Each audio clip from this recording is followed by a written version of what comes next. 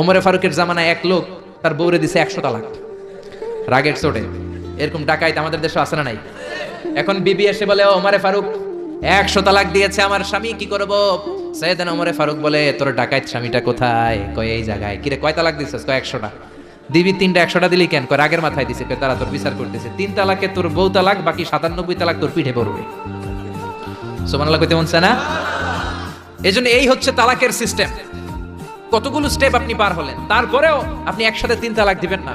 ইসলামে তালাককে 2 ভাগে ভাগ করা হয়েছে, একটা আত-তালাক আস-সুন্নি আর একটা তালাক আল-বিদআই। তালাক আস-সুন্নি মানে সুন্নতি তালাক, আর তালাক আল-বিদআই মানে বেদাতি তালাক।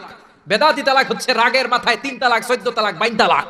কিন্তু তালাক সুন্নি, সুন্নাত সম্মত তালাক হচ্ছে আপনার বিবি যখন পবিত্র, মানে যখন পিরিয়ড হচ্ছে না, ওরকম একটা পবিত্র সময় তারে আপনি তালাক দিবেন। 1 মাসের সময় আছে, একটা তালাক দিবেন, 1 মাসের ডিউরেশন, এর মধ্যে বিবির আবার নিয়ে আসতে পারবেন, কোনো সমস্যা নাই। সুবহানাল্লাহ পড়েন।